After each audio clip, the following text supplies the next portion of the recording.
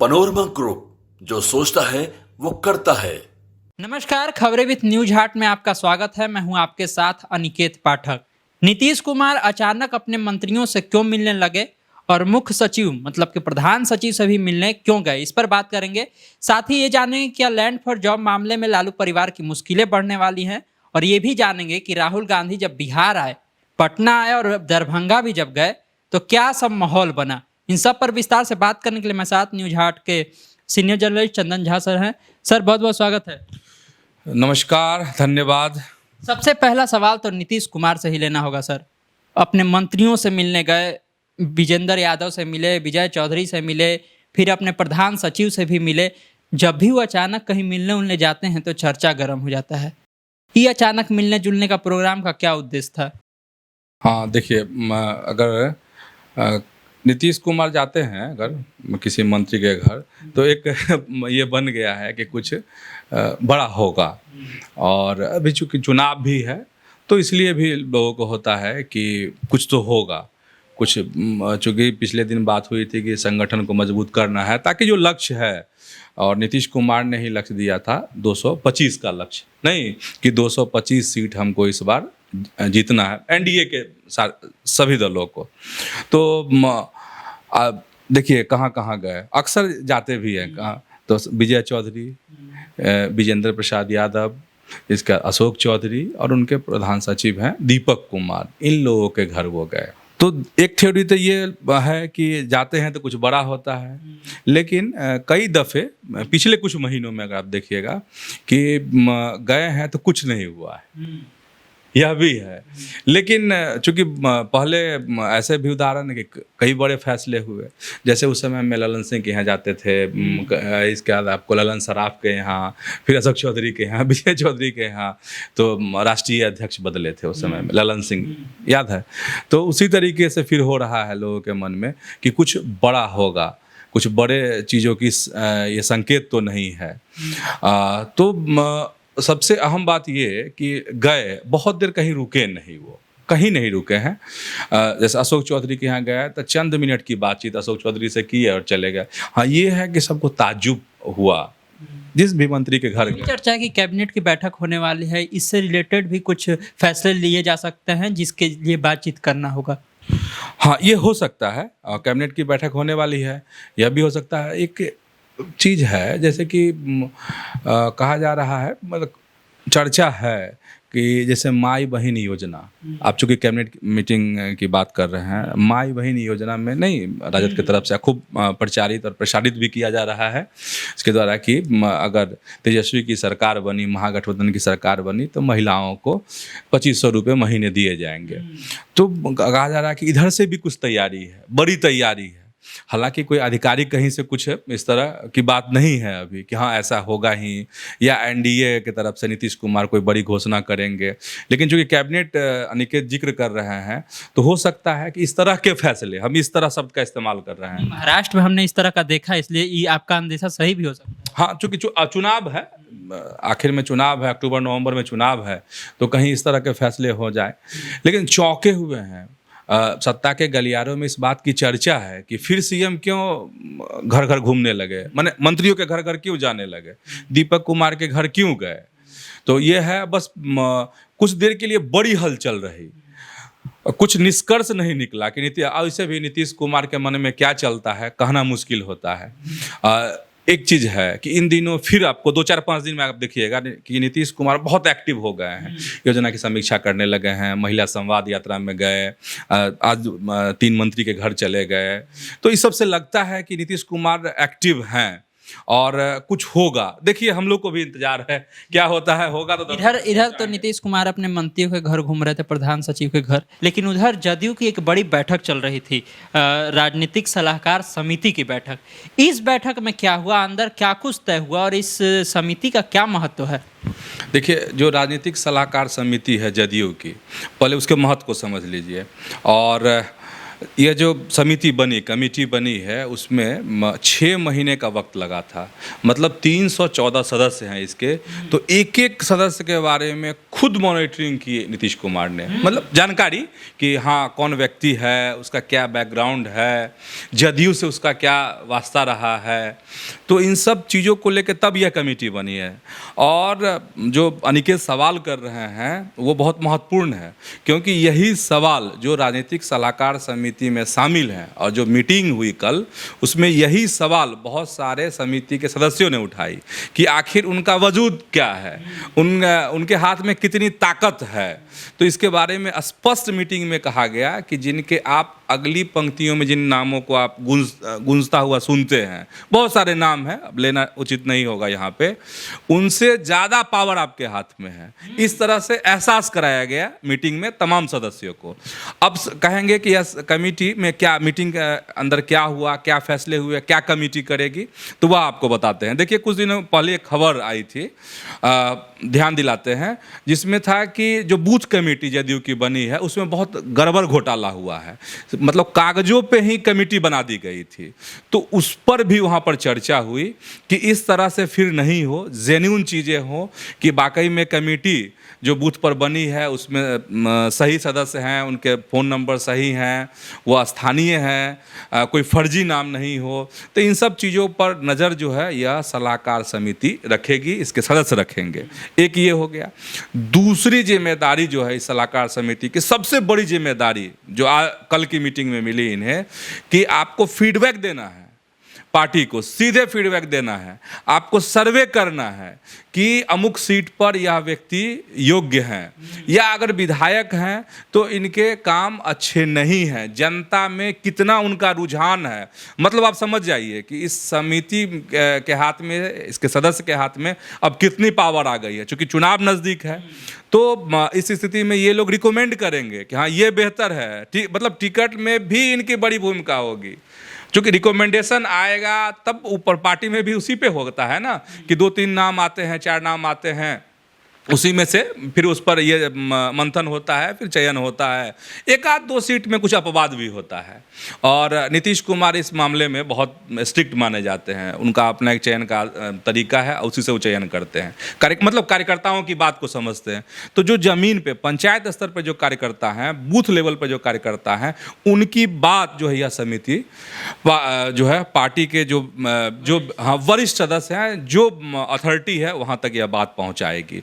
मतलब ये बीच वाले पुल हैं, ऊपर और नीचे वाले को जोड़ने का काम करते हैं। बिल्कुल बिल्कुल। तो बहुत पावर इनको दे दिया गया है और इसकी कल मीटिंग थी। लालू यादव और लालू परिवार को लेकर के भी एक बड़ा अपडेट है कि लैंड फॉर जॉब मामले में जो है सुनवाई की तारीख तय हो गई है 23 मई, और पहले राष्ट्रपति से उसको मिल ही गया था मंजूरी। क्या है ये पूरा मामला, क्या मुश्किलें बढ़ने वाली हैं लालू परिवार की? वाकई में मुश्किलें बढ़ने वाली हैं लालू प्रसाद की, उनके परिवार की, क्योंकि उनके परिवार के कई लोगों के नाम हैं। और मामला वही है कि ज़मीन के बदले में जो नौकरी दी गई, ग्रुप डी में जो नौकरियां दी गई, वही मामला है। और सबसे अनिकेत अभी आपको बताए हैं कि राष्ट्रपति की तरफ से पहले ही केस चलाने की अनुमति मिल गई थी। और अब ये मुश्किल की अगर बात करेंगे तो लालू प्रसाद की मुश्किलें बढ़ेंगी, ऐसा लग रहा है अब। और देखिए चुनावी वक्त भी है, तो ऐसे में सिर्फ राजद के लिए ही मुश्किल नहीं है, मुश्किल महागठबंधन के लिए भी है, तमाम जो दल इसमें शामिल है उसके लिए भी है।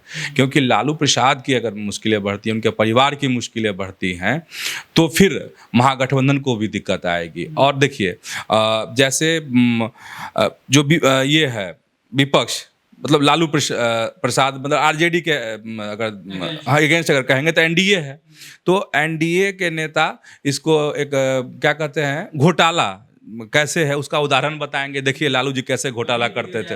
हाँ, अभी कल ही परसों में भी एक वीडियो हुआ था जिसमें गाने उन्हें थे, कई गाने को जोड़ करके बना करके यह किया गया था, पुरानी चीज़ों को, कि इन्होंने घोटाला किया, इन्होंने ज़मीन घोटाला किया, तेजस्वी के बारे में ज़मीन घोटाला, लालू जी के बारे में चारा घोटाला।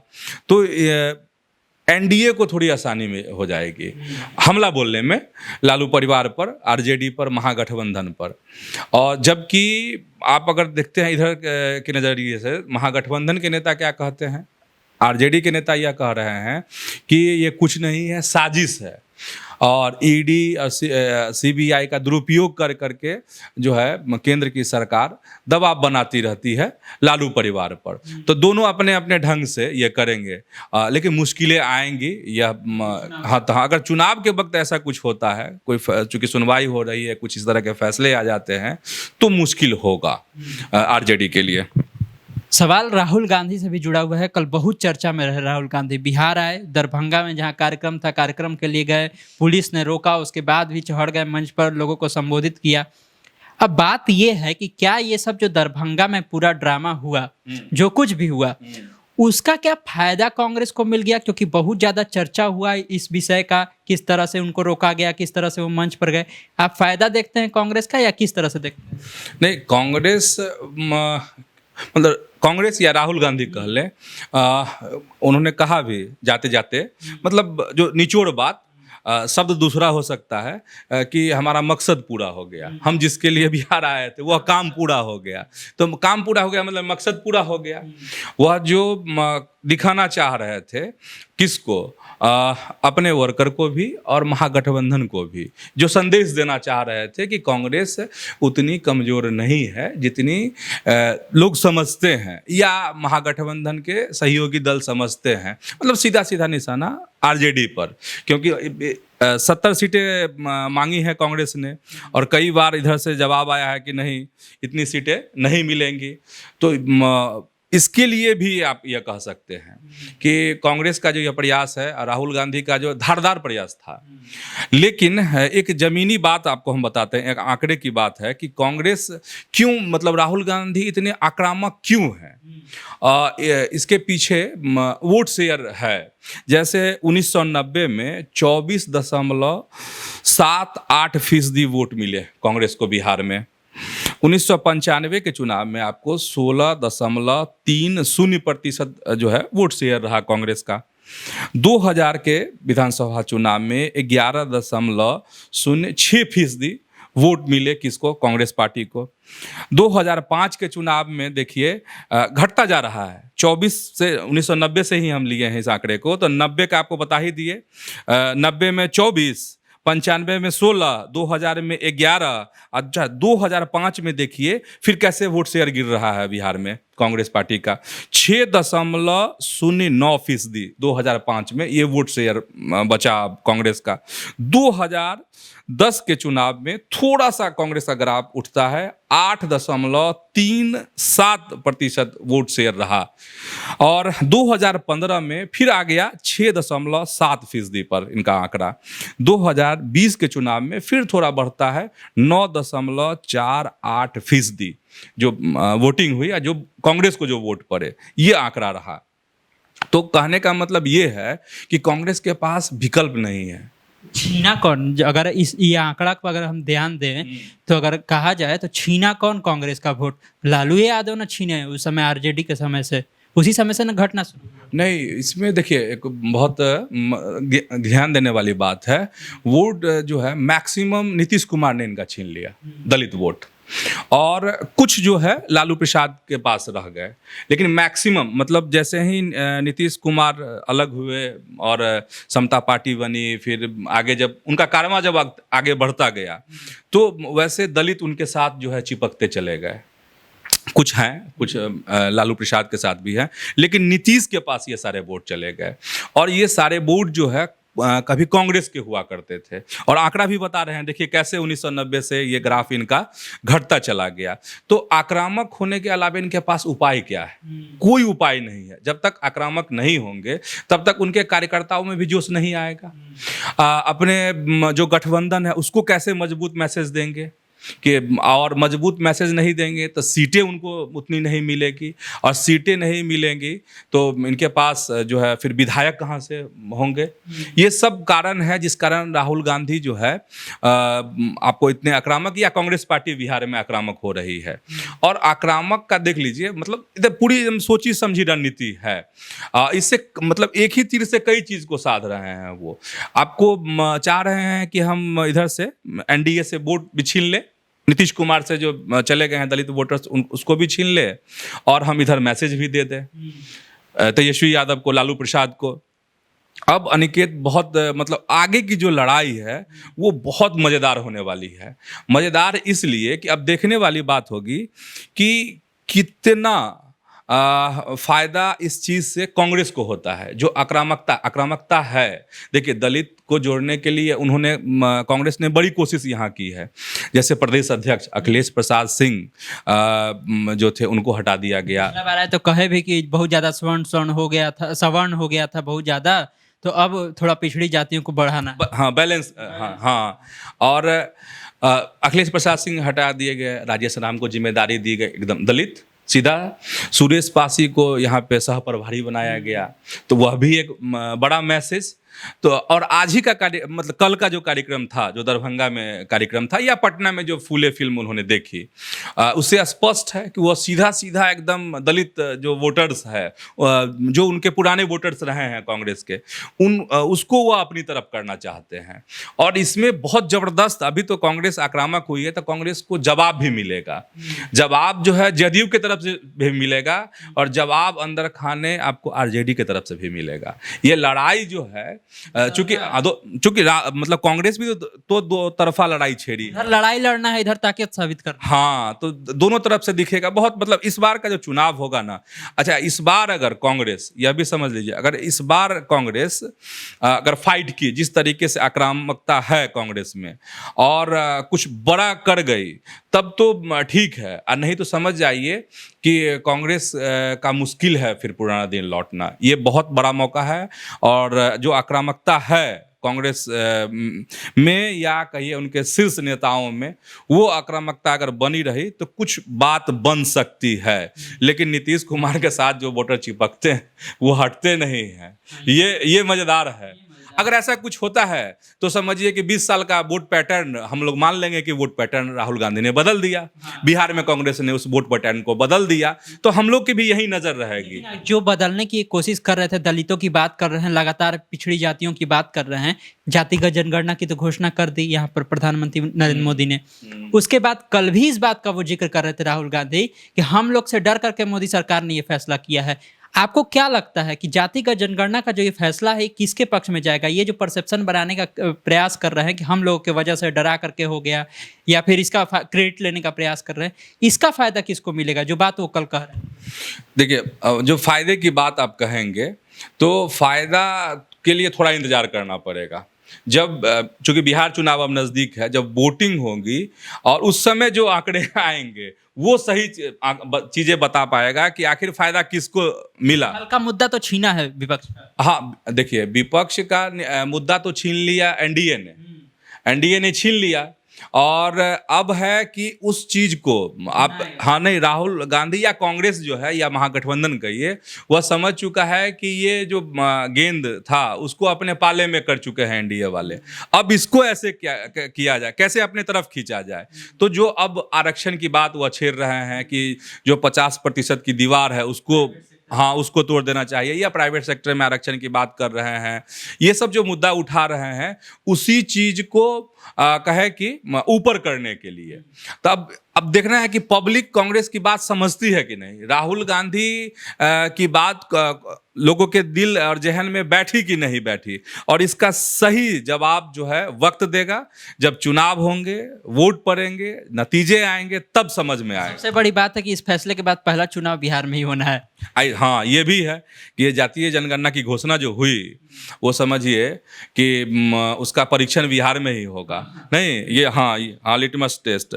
अच्छा, 5 महीने में चौथा दौरा था राहुल गांधी का कल का। एक चीज और है, दरभंगा की तो हमने बात कर लिया, दरभंगा में क्या कुछ उन्होंने कहा है इसकी बात कर ली। पटना भी है, पिक्चर देखने के लिए गए और कहा गया कि सिनेमा हॉल में जब वो अंदर बैठे थे तो बाहर अलग सिनेमा चल रहा था, अलग हंगामा चल रहा था। क्या हो गया था वहां पर सर, क्या कुछ हुआ था?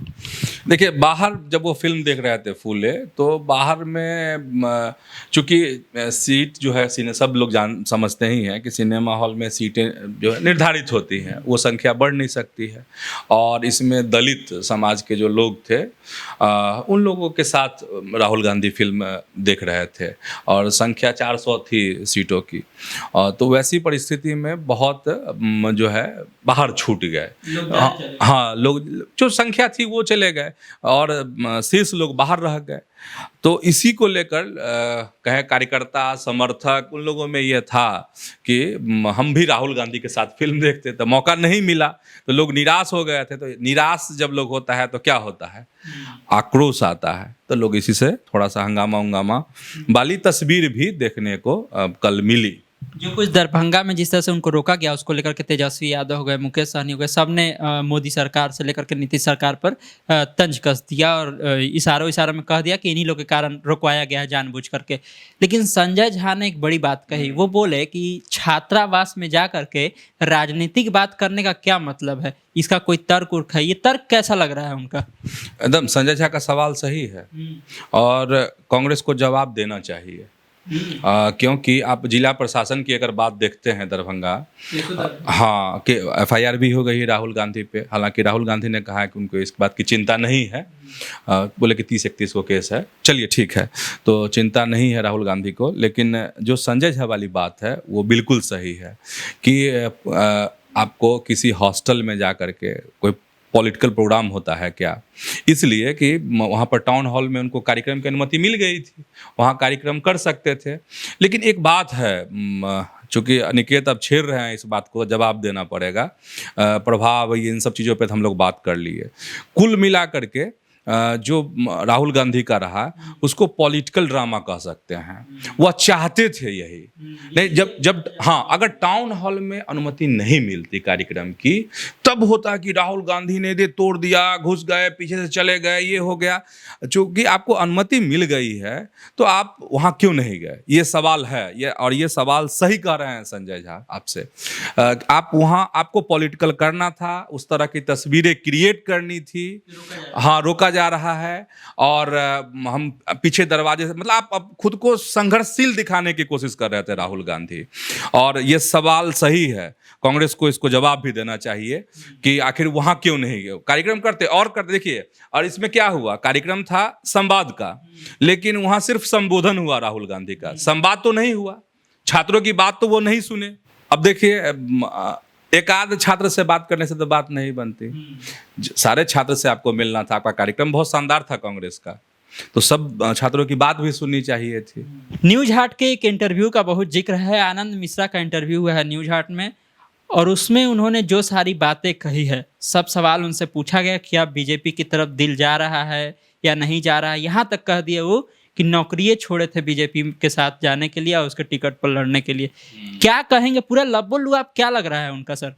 देखिए, लब्बो लुआब जो है 4 महीना पहले, मतलब ठीक 1 जनवरी को एक जो सियासत कार्यक्रम है उसके माध्यम से हमने अपने दर्शकों को यह बात बताई थी और हमने कहा था कि जो पीके के राइट हैंड हैं आनंद मिश्रा, कई दफ़े इस तरह की तस्वीर दिखी भी है कि बहुत करीब है प्रशांत किशोर के हुआ, और हमने कह दिया था कि बीजेपी उन पे डोरे डाल रही है। ये 4 महीना पहले हमने कहा था। इसके बाद जो कल परसों में ये इंटरव्यू पब्लिश हुआ है, दर्शक देखे ही होंगे, उसमें जो बातें पूर्व आईपीएस आनंद मिश्रा ने कही है उससे एकदम स्पष्ट है कि बीजेपी का निशाना, बीजेपी का डोरा डालना जो है अब कामयाब हो रहा है।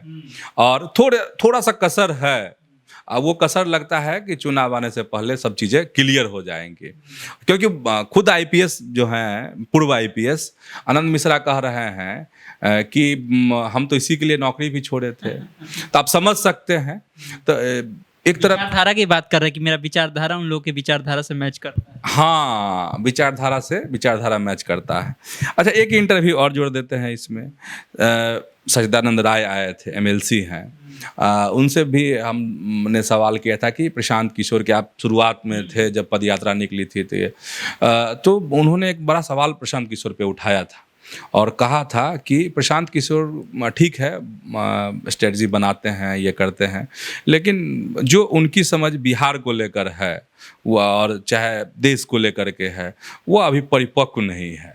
ये मतलब कुल मिलाकर के हम संक्षेप में कह रहे हैं, थोड़ी लंबी बातचीत थी वो, तो आप समझ सकते हैं कि उधर सच्चिदानंद राय उनसे अलग हो गए, फिर आनंद मिश्रा अलग हो रहे हैं, और छोटे मोटे चेहरों की तो हम जिक्र ही नहीं कर रहे हैं, चर्चा ही नहीं कर रहे हैं।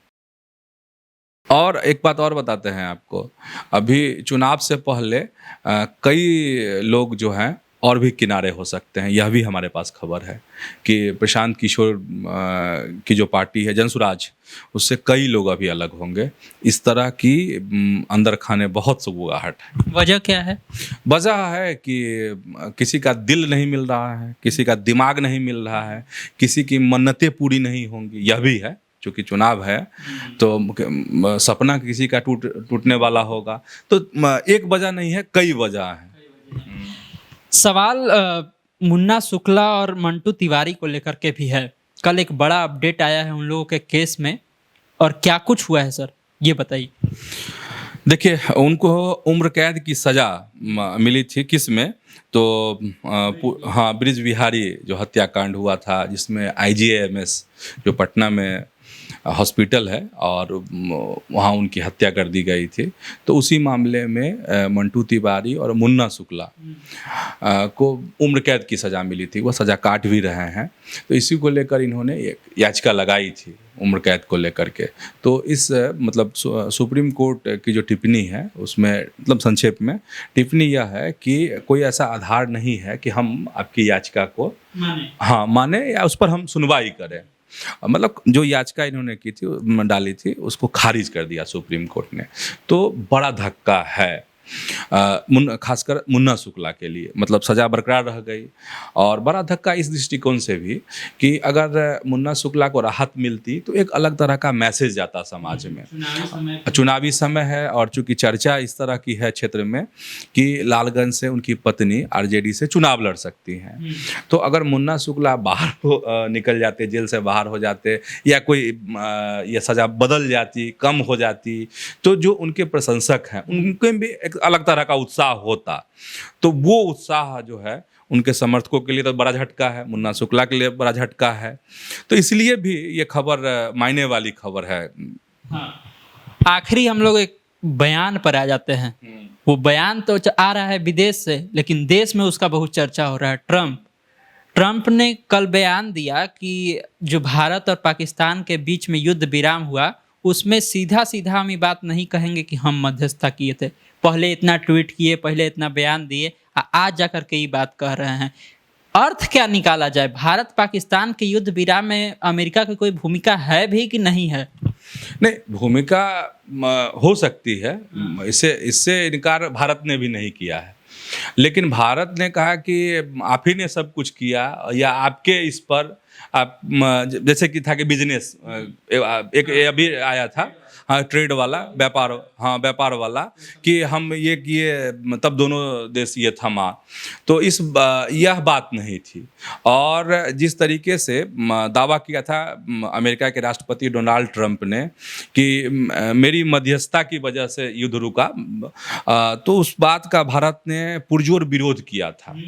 और देखिए, भारत ने पुरजोर जो विरोध किया उसके पीछे भी वजह, क्योंकि डोनाल्ड ट्रंप के या पोस्ट करते ही सोशल मीडिया पे जो भारत की राजनीति है उसमें भूचाल सा मच गया कि देखिए, एक इंदिरा गांधी थी, वो कभी नहीं झुकी, अटल बिहारी वाजपेयी, इस तरह के वीडियो वायरल होने लगे थे, वह नहीं झुके अमेरिका के आगे में। लेकिन नरेंद्र मोदी जो कहते हैं कि हम 56 इंच सीना, लेकिन यह जो है सो डोनाल्ड ट्रंप के आगे झुक गए, अमेरिका के आगे झुक गए। तो अब देखिए, इसको जरा गौर से समझना पड़ेगा अनिकेत, कि अगर डोनाल्ड ट्रंप की वजह से ही युद्ध अगर विराम हुआ, सीज फायर हुआ, उसकी कितनी भूमिका थे कि कुछ ही दिन में जैसे ही भारत ने दावा किया कि ये गलत दावा है ट्रंप का, तो उनका ट्वीट बदल गया, उनके बयान बदल गया। उन्होंने स्पष्ट कहा, क्या कह रहे हैं ट्रंप? कह रहे हैं कि मैंने जंग नहीं रुकवाई। वह कह रहे हैं कि देखिए भाई, हम जो है कार्यक्रम में कहे कि हम जंग नहीं रुकवाए हैं, हमने ये किया था, इसको इनिशिएट किया था, लेकिन मध्यस्थता मेरा नहीं था। हाँ, मेरी बड़ा शब्द है ना ये, कि मध्यस्थता मेरा नहीं था। ये बड़ी बात है। तो अब दो चीज देखना पड़ेगा। एक तो भारत की ठाठ देखिए कि भारत ने कहा तो अमेरिका के राष्ट्रपति ने अपना बयान बदल ले। तो ये आप देख लीजिए। अब ये देखना है कि इसकी प्रतिक्रिया अपने देश में क्या होती है। जो विपक्ष, जो नेता मोदी की सरकार को घेर रहे थे, नरेंद्र मोदी को घेर रहे थे, अब वह इस चीज़ का कैसे जवाब देंगे, क्योंकि ट्रंप तो पलट गए और ट्रंप की अपनी एक अलग गाथा है। अब देखने वाली बात है नहीं कि ट्रंप बहुत भरोसेमंद थोड़ी ना है। ट्रंप बहुत भरोसेमंद राजनेता नहीं है, बस उनका ये भाग्य है कि वो अमेरिका के राष्ट्रपति हैं, नहीं तो बहुत भरोसेमंद राजनेता नहीं है वो। तो अब क्या लोग कहते हैं, भारत के लोग इस पर क्या कहते हैं, वो देखने वाली बात होगी। तो देखा आप लोगों ने, तमाम तरह की खबरें थी, तमाम तरह की चर्चा थी, जिस पर बहुत ही विस्तार से सर ने सारी बातें बताई हैं। तो इसी तरह खबरों से अपडेट रहने के लिए आप न्यूज़ हट से जुड़े रहिए। यूट्यूब पर हमें देख रहे हैं तो चैनल को सब्सक्राइब कर लीजिए, फेसबुक को लाइक कर लीजिए। धन्यवाद, नमस्कार।